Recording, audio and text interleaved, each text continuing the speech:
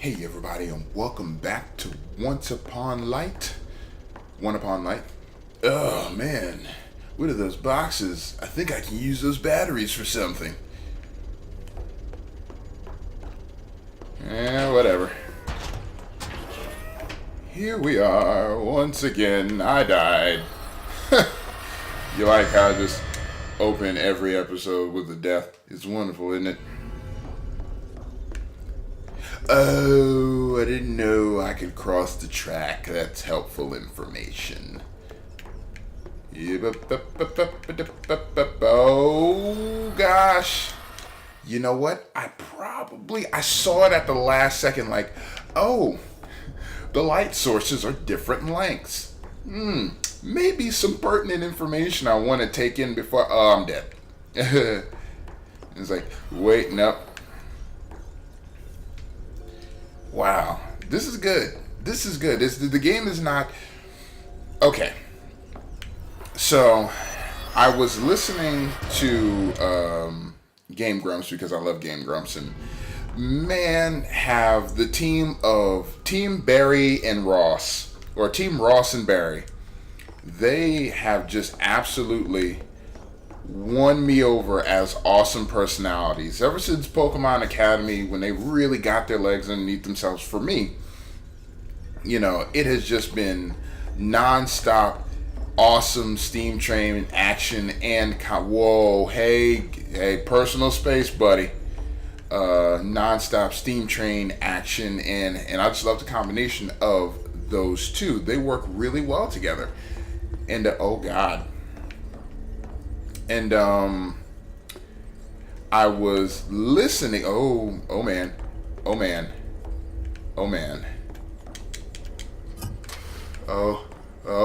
no. Oh no. Should I have just run up? I didn't see where I was supposed to go. But I was listening to Ross and Bahari. And, whoa. Okay, so what about that? Whoa. Oh, field. Whoa, hey. Oh, I'm supposed to keep going up. Got it. So I was listening to Ross and Barry, and I was listening to Ross's reasoning. Daggone it. I was listening to Ross's reasoning as to what he considered made a game truly good. And not necessarily a game truly good, but what qualified as what he considered to be his standard of a good, decent, and warranted difficulty in games. And Ross's belief was that justified difficulty in a game shouldn't come from the player being lost and the player not knowing what to do next. Justified difficulty in a game should come from the player seeing what they need to do and having the challenge of getting it done, which is something I agree wholeheartedly. A lot of times when I get frustrated with games, especially like puzzle games, it's not because, oh, this puzzle is so difficult. It's because the game didn't properly show me or educate me on what it expected out of me. So I found it hard to know. I died. Oh, hey! It pushed me right through. So I found it difficult to know exactly what I needed to be doing at what time.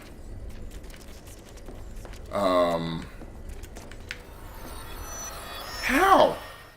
How when I was clearly still in the shadow? With games like this, it's The game tells you what you need to do. You need to make it past these lights with the boxes. Then the onus of actually doing the action is on the player. It's a simple task that the game is asking of you, but the execution is where the difficulty comes in. And that's why I love these kind of games. Like Ninja Gaiden was a game that was like that, where it was like, well, all you need to do is just jump past these few things and do this couple of things, and you survived. And it's like, whoa, cool, that's awesome. But actually pulling it off was the hard part. Oh, I see what you want from me now, game. No, no, no. Okay, here we go. How? How did I die when I'm clearly still bathed in shadow? Okay, so now that part is difficult for me. And that part I'm starting to get frustrated with, because I'm clearly still in the shadow, but the game is telling me that I'm not in the shadow and that I'm dying. That's bull honky. Alright, so I gotta take a look. I gotta take a look-see to see how I'm supposed to get past this part. Because this I understand. It's like creep by as the boxes roll by. Got it. I can pull it off, doing the dang thing.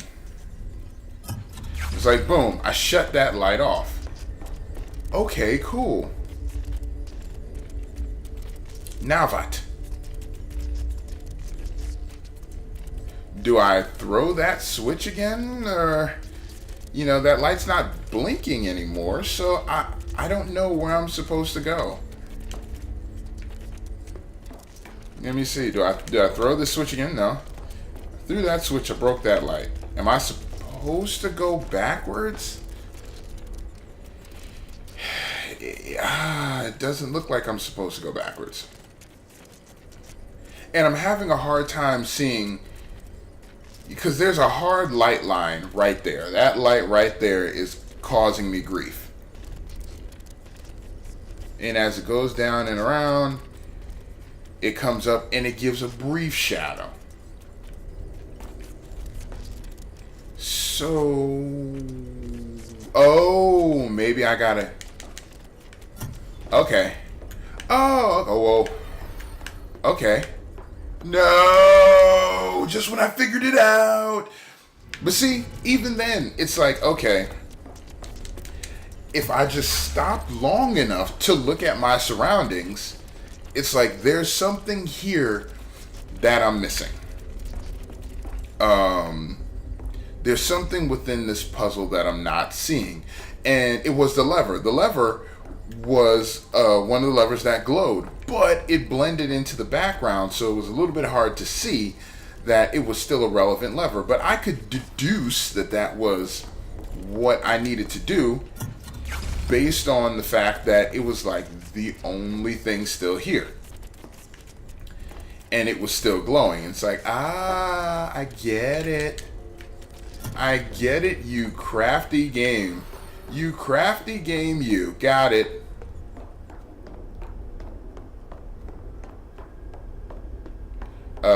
I would imagine that that's a bad thing, and as soon as they all come on, I would have been fried.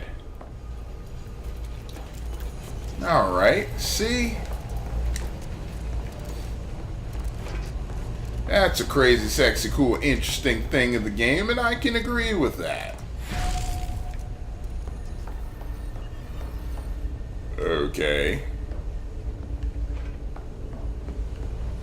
Well.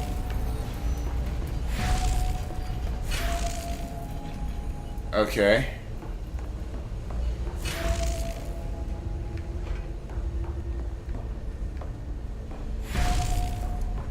Okay, so I have to turn it on so that that thing can ride in front of it and block it. And I'm waiting on it. Okay. So you're riding that way. So I want to turn that one on. Yeah. Oh no! Oh no! Okay. See, even that, it's like, okay, it clearly has a set path. I want to turn this light off, right? So I can sneak by. I want to turn this light on, so it can cover me. I want to turn this light on, because the track leads it over here. Wunderbar. Here.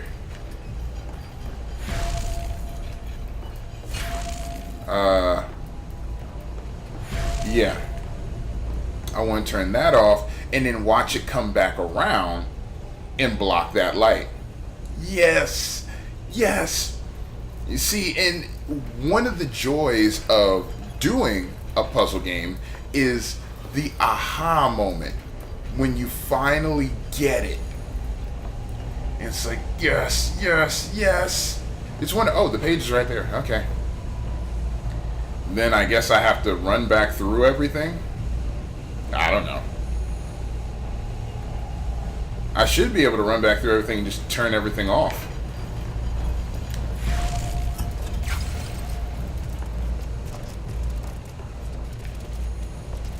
Oh yeah.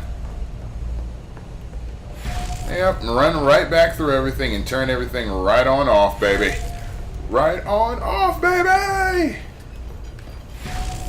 Oh, I get it. And it makes me feel smart.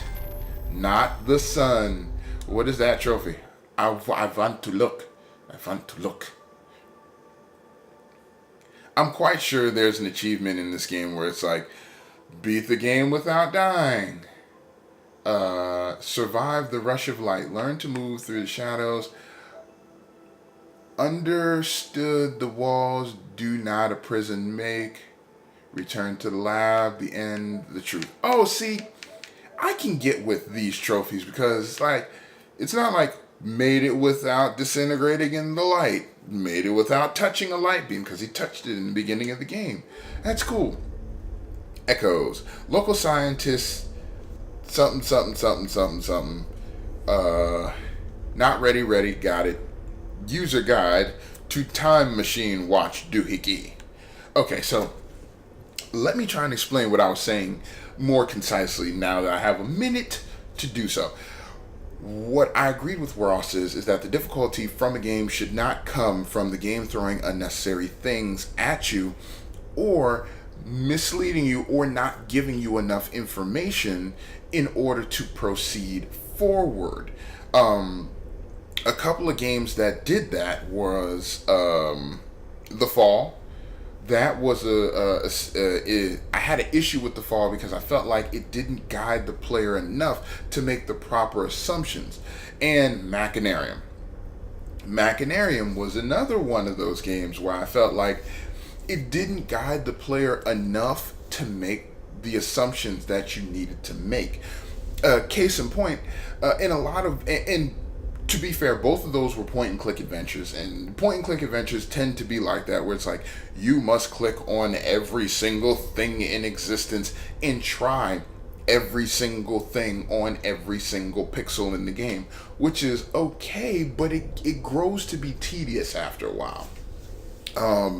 In some other point and click adventures that I've seen, if you talk to NPCs, there's like a speech bubble with an image of the item that you need. Then it's on you, the player, to go around and find said item. And that's cool. But like I was saying with the example of like Ninja Gaiden. Ninja Gaiden is an old example that I can bring up where it's like, okay, what you need to do is very simple. You need to make it from one side of the level to the other side of the level without losing too much health. The problem is that there are so many things that are coming in a set pattern that it's difficult to do it if you're not familiar with the pattern of the level. That's where the complexity and difficulty of Ninja Gaiden comes in. Plus, if you try to go back, everything respawns. Another really good game that I feel got that right was the Souls games, Demon Souls and Dark Souls. It's the same principle as Ninja Gaiden, where it's like, okay, what you need to do is really simple. You need to make it to this point, this point, this point, to make it to the end of the game. Well, the difficulty comes in fighting the enemies and micromanaging yourself, your equipment, your spells, in order to make that journey and trying to make yourself stronger. The difficulty comes in fighting the NPCs and the enemies in the game in order to make it to said point or to achieve said goal. You know, it's not like you can only make it through this gate through this obscure ring that you don't know exists at the bottom of a well in an area that you've never been to and never heard about. You know, they encourage, it's an open world, so you understand that it's encouraged, exploration is encouraged. So the onus of finding things is already on you. You know, it's just worrying about what lurks around that next corner and whether or not you have enough to withstand a fight with that one thing, where, you know, the game becomes grueling and challenging and it brings a smile to my face, just like this one does. This one brings a smile to my face. It's like, oh, you did it right. This is the puzzle. Make it from A to B. And it's on you to figure out how to make it from A to B with everything as it is already. So bravo game. You make me very happy. You don't need a walkthrough with this kind of game. You just need to do it. And that is absolutely beautiful. And I love it. I love it. And I'm genuinely enjoying playing through this game. Like, I'm very happy. You can't see it, but my face hurts because I'm smiling so much. I love puzzle games like this. Catherine was another game that was like that, which was pretty much straightforward. But that's discussion for another day, so I'm going to cut the video here. Thank you so much for joining me. If you liked it, mash that like button like there's no tomorrow and share the video with the world. Hit me up on Facebook, hit me up on Twitter, hit me up in the comment section below. Let me know what you think about the videos thus far. I have a book that I have published out. It's called Literary Doodles. It is a collection of short stories. I posted it on Amazon.com for $3. It's only available for digital copies, so if you have a Kindle, or if you have a phone that is that has a Kindle app on it, I believe, there's a description and a link below. You can purchase it for that. If you know somebody who has a Kindle or who's interested in reading and interested in stories, you can direct them to go to Amazon.com if you don't have the link ready for them and look up Literary Doodles. It's under the author name Kevin Johnson. That is my name in real life. And give it a look-see. Even if you don't have a Kindle, go ahead and read the sample.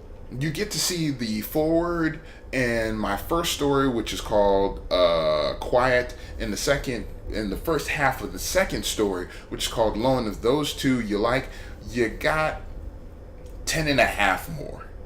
10 and a half more stories for $3. How can you beat it?